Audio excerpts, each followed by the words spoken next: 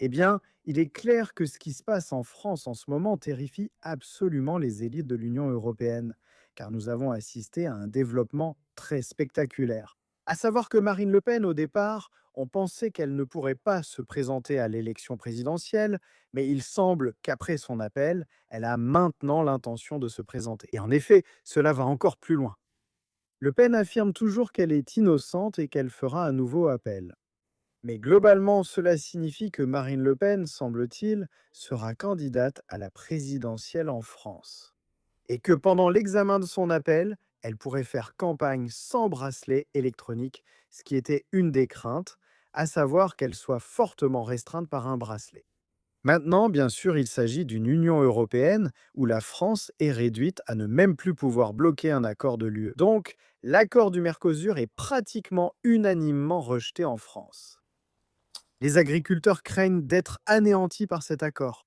La France est contre cet accord, fermement contre cet accord, mais incapable d'y opposer son veto. Voilà l'Union européenne moderne en action. Dans quel genre de démocratie vivez-vous si votre gouvernement, votre président, s'oppose à un accord de l'UE qu'ils ne peuvent pas empêcher d'être imposé à votre pays? Mais en ce qui concerne Marine Le Pen, qui pourrait devenir la prochaine présidente française, regardez simplement ce que l'UE a fait ici. Ils se préparent à faire passer leur budget en force avant les élections présidentielles françaises d'avril 2027. Craignant que Le Pen ne gagne, craignant qu'elle ne s'oppose à ce budget proposé de 2000 milliards d'euros. Et vous pouvez clairement voir l'intention ici de faire passer cela en force, d'accélérer tout ce processus avant que Marine Le Pen ne puisse potentiellement devenir la prochaine présidente française et le bloquer. Et vous avez vu une opposition similaire à ce budget de la part de l'Allemagne, par exemple. Vous pouvez voir qu'ils ont parlé de vouloir retirer 400 milliards d'euros de ce budget de 2000 milliards d'euros pour la période 2028 à 2034. Parce que bien sûr, cela signifierait une énorme augmentation des contributions allemandes. Le budget actuel de l'UE était de 1300 milliards. Ils veulent maintenant le faire passer à 2000 milliards. Et même si l'Allemagne obtenait gain de cause et obtenait cette réduction de 400 milliards d'euros, le budget augmenterait quand même de 27%. L'Allemagne contribuerait à plus de 50 milliards d'euros par an. Et avec la vache à lait britannique partie, cela met clairement la pression sur des personnes comme le chancelier allemand Friedrich Merz, qui n'est pas vraiment populaire en Allemagne en ce moment. Mais même Macron et ses alliés réalisent à quel point cela donnerait une mauvaise image si la France devait augmenter considérablement ses contributions au budget de l'UE.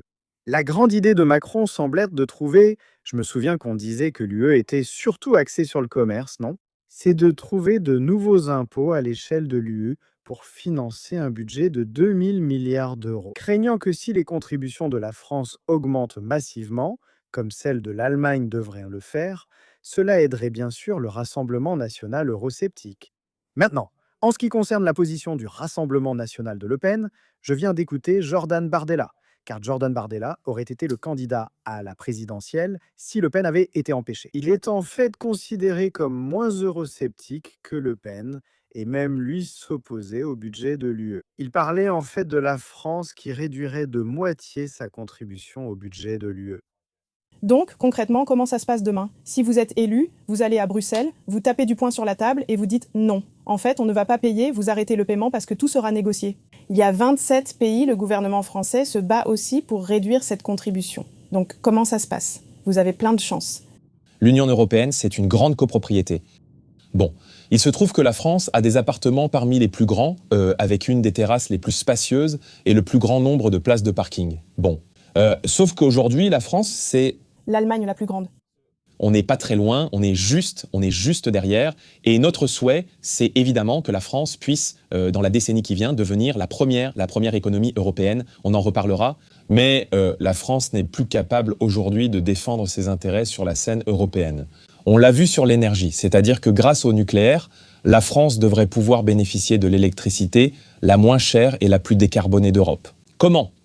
Comment je fais très concrètement? L'Allemagne, par exemple, puisqu'on parle de l'énergie, puis ensuite on rentrera dans le débat sur le budget. L'Allemagne permet à ses gros industriels de bénéficier d'une électricité à 50 € le mégawattheure. Vous voyez, dans l'Europe, je vais répondre sur la contribution. Dans l'Europe, vous avez des pays qui, par exemple, à l'Est, ont des niveaux de salaire beaucoup plus faibles et donc bénéficient de ce qui est pour eux un avantage comparatif sur l'industrie et sur l'économie notamment. Nous voulons que la France bénéficie aussi d'une électricité à 50 euros, le mégawattheure, c'est pourquoi notre premier déplacement est à Bruxelles. Ainsi, la France pourra retrouver un tarif national de l'électricité sans quitter le marché européen. La France exporte de l'énergie et elle en exporte notamment vers l'Allemagne. Et donc la France continuera d'exporter de l'énergie, elle continuera de vendre son énergie à des pays avec lesquels elle a des relations économiques. Elle offrira aux familles et entreprises françaises, ainsi qu'aux start-up investissant dans l'intelligence artificielle, une électricité abondante, décarbonée et parmi la moins chère d'Europe, afin de refaire de la France un paradis énergétique. Je vous réponds, pardon pour la digression, mais c'était important. Pour le budget, nous irons négocier. Comme l'ont fait l'Allemagne et comme l'ont fait les Pays-Bas. L'Allemagne et les Pays-Bas. Mais nous ferons ces ajustements. Et nous les ferons aussi a posteriori. Et donc, nous irons voir la présidente de la Commission européenne et nous lui dirons cela. Parce que la France est un pays qui contribue plus qu'elle ne reçoit de la part de l'Union européenne, nous donnons chaque année, en fonction des droits de douane, environ une trentaine de milliards d'euros et nous en récupérons 15. La France retrouvera des avantages comparatifs, notamment sur le prix de l'électricité, et réduira sa contribution puisque des efforts sont demandés à tous, madame. On demande des efforts aux Français. Et quand, en temps de crise, on leur dit qu'on va augmenter le budget de l'Union européenne de 80%, qu'on va augmenter son budget de fonctionnement de manière considérable, en augmentant par exemple le budget de jet privé des commissaires européens de 50%, vous ne pensez pas que cela choque et indigne des millions de Français à qui l'on demande des efforts? Nous ferons donc ces économies et rendrons leur argent aux Français. Et parce que la France a vocation à se faire respecter et à défendre ses intérêts.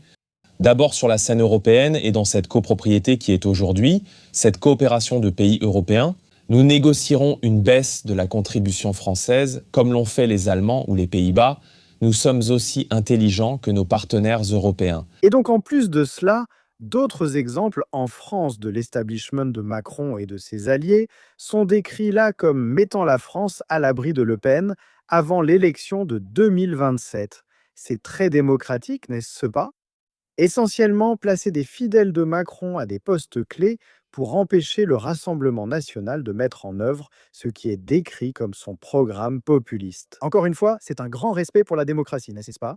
Donc même si vous gagnez l'élection, nous nommerons des personnes qui essaieront ensuite d'empêcher votre programme. Vous pouvez voir la citation ici. Lui, Macron, s'inquiète des dangers à venir et veut consolider son héritage. Et un ambassadeur français s'adressant à Politico a déclaré que tout serait réglé avant l'élection présidentielle de mai 2027. Comme je l'ai dit, c'est ça la démocratie. Et pour vous donner un exemple de ce qui se passe en France, un allié de Macron, en effet un ancien chef de cabinet, va maintenant diriger la Banque de France. Comment cela peut arriver, je ne sais pas, mais cela vous montre ce qui se passe en France en ce moment. Et pourquoi y a-t-il une si grande peur que Le Pen gagne? Eh bien, c'est parce que l'establishment peut voir les mêmes sondages que nous pouvons tous voir. Ils sont très cohérents. Ils ont montré que lors du premier tour de l'élection présidentielle française, Le Pen est largement en tête devant tous les autres candidats. Maintenant, comme aucun candidat n'est susceptible d'obtenir plus de 50% au premier tour, cela signifierait un second tour. Vous pouvez voir que Mélenchon est troisième avec 16%. Vous pouvez voir que si ces deux-là passaient, si c'était Le Pen contre Mélenchon, candidat de gauche, vous pouvez voir que Le Pen l'emporterait avec plus de 67% des voix selon les sondages actuels. Mais ce qu'il est important de noter ici, c'est que peu importe qui affronte Le Pen, parmi tous les candidats actuellement probables face à elle lors d'un second tour, Le Pen les bat tous. Et c'est pourquoi vous voyez cette panique de l'establishment à Bruxelles et effectivement à Paris. Donc cela vous montre la réalité de ce qui se passe en France à l'approche de ce qui sera, je pense, une élection présidentielle française très dramatique. Comme toujours, moi les gars, si vous avez apprécié la vidéo, si vous l'avez trouvée informative et utile, merci de lui donner un petit pouce bleu. Et bien sûr, comme toujours, merci d'avoir regardé.